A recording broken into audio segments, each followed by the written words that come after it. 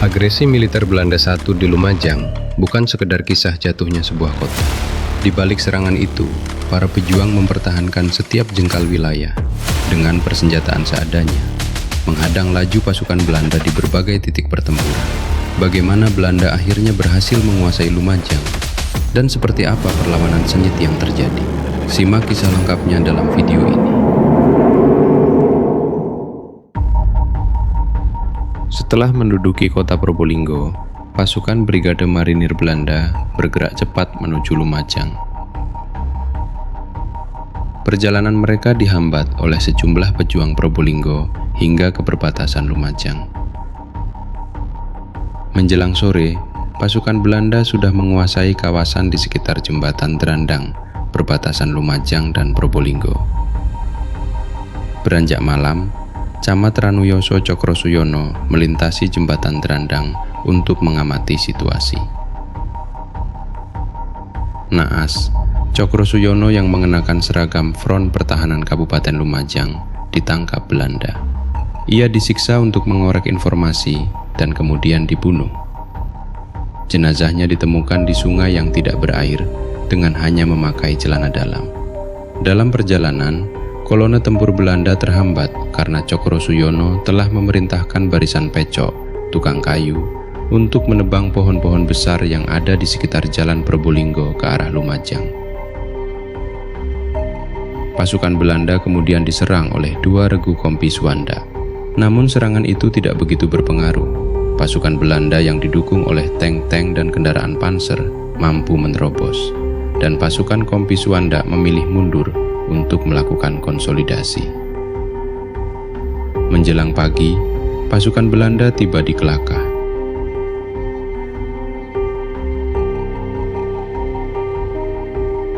Ketika pasukan Belanda mulai melaju dan tiba di jalan silang perlintasan kereta api Kelakah, mereka langsung dibombardir militaliur ringan oleh kompi Sukertio dengan kekuatan 1,5 regu. Dengan jumlah personel seadanya, serta kekurangan perlengkapan tempur, pasukan TNI tetap berjuang keras sebelum akhirnya dipukul mundur. Akhirnya, koloni militer Belanda berhasil masuk ke Lumajang. Mereka mengadakan konsolidasi di alun-alun Lumajang. Sementara itu, dilakukan penembakan bagi siapa saja yang dianggap mencurigakan. Markas-markas TNI, Hizbullah, dan laskar rakyat lainnya terus diserbu oleh pasukan Belanda. Dari sini, pasukan kemudian dipecah 3. Sebagian diarahkan untuk mengamankan pabrik gula Jatiroto. Bagian yang lain untuk menguasai Pronojiwo. Sisanya bertahan di kota Lumajang. Pasukan yang bergerak ke Jatiroto kembali menghadapi serangan hebat dari pejuang Lumajang. Sejumlah kendaraan Belanda rusak binasa akibat ranjau-ranjau yang dipasang TNI di sekitar jembatan dekat pabrik gula Jatiroto. Akibatnya, Belanda terpaksa mengirim pasukan penjinak ranjau untuk membersihkan jalanan. Meskipun akhirnya mereka bisa menguasai pabrik gula Jatiroto, ini adalah momen pasukan Belanda mengamankan peluru-peluru pesawat agar tidak direbut para pejuang dan dimanfaatkan sebagai ranjau darat. Sebelum pasukan Belanda bergerak ke Pronojiwo, pesawat Belanda sudah menjatuhkan bom di markas Front Pertahanan Kabupaten Lumajang dan Pasar Pronojiwo. Banyak korban berjatuhan, baik dari pejuang maupun rakyat sipil. Pasukan TNI tidak bisa berbuat banyak karena minimnya perlengkapan militer. Mereka memutuskan mundur dan melakukan long march melewati hutan dan perbukitan ke arah Malang untuk menghambat mobilisasi pasukan Belanda. Tentara dari Zeni Pionir 22 Jatiroto kemudian meledakkan jembatan Geladak Perak yang menghubungkan Lumajang dan Malang. Namun Belanda tidak menyerah. Dengan menyandang senapan Garand M1 dan karabin M1 di bahu, mereka mengejar ke arah lereng Semeru. Setelah menguasai Lumajang, 2 peleton marinir mengasuh di lamar hotel. Mereka merayakan kemenangan. Tampak potret Soekarno, bendera merah putih, dan pelat propaganda bertuliskan slogan Merdeka. Indonesia, tahun 1947. Belanda, yang belum pulih dari kehancuran Perang Dunia Kedua, kini menghadapi krisis finansial yang berat. 120.000 tentaranya tertahan tanpa kepastian di tanah Jawa. Mereka membutuhkan dana, mereka memerlukan pasokan. Maka, dengan legitimasi politis bernama Polisionel Aksi, mereka membatalkan sepihak kesepakatan damai Perundingan Linggarjati. Target mereka jelas, eksploitasi ekonomi. Belanda mengincar komoditas gula di Jawa. Belanda membidik komoditas minyak dan karet di Sumatera. Menggunakan dalih bahwa Republik Indonesia gagal meredam pengaruh Cina dan kebangkitan Partai Komunis Indonesia, kekuatan militer kolonial mulai dikerahkan terhadap bangsa Indonesia. Panglima Kenil Jenderal Spoor merasa optimis. Militer Belanda yakin bahwa hanya dibutuhkan waktu 2 minggu untuk menguasai kota-kota Republik.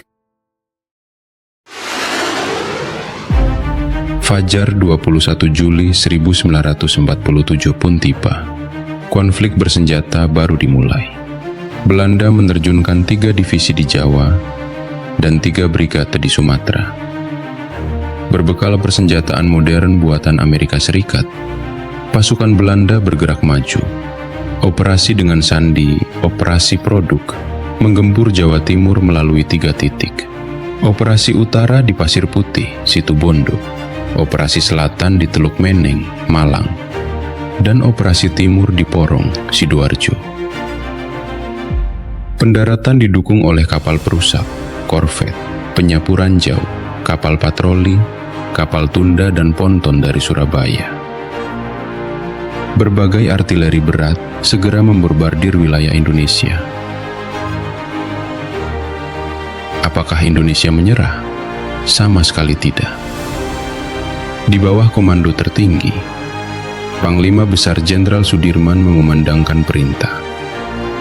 Pertahankan setiap jengkal tanah dengan sistem pertahanan rakyat semesta. TNI dan rakyat melebur menjadi satu kekuatan yang utuh. Kita tidak mungkin menghadapi Belanda dengan kekuatan senjata semata, namun semangat dan tekad rakyat adalah kekuatan yang tidak terpatahkan, tegas Panglima Besar Jenderal Sudirman.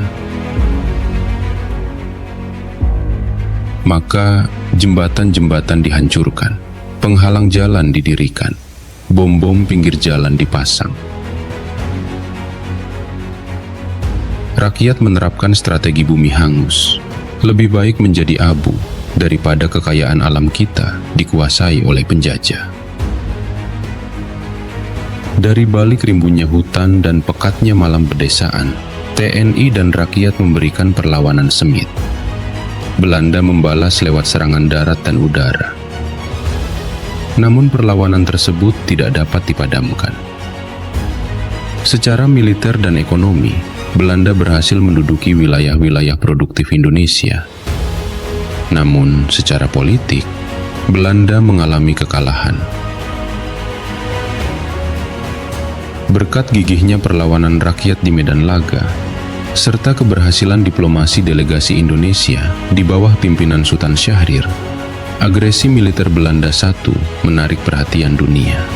Dewan Keamanan PBB dan Amerika Serikat mengecam, mendesak dihentikannya serangan.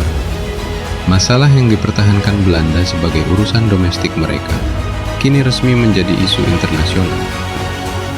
Pada 26 Agustus 1947, PBB resmi membentuk Komisi 3 Negara, KTN, untuk menengahi konflik antara Republik Indonesia dan Belanda. Now that the Security Council has already called upon both parties to cease hostilities forthwith, and now that both parties have accepted the order of the Security Council, there has been an increase in the hopes of the Republic for a peaceful solution. So long, however, as Dutch troops remain in Republican territory, there remains the threat to the very existence of the Republic, and therefore also to lasting peace. The Republic of Indonesia asks therefore that the Security Council of the United Nations order the complete withdrawal of Dutch troops from all Republican territory.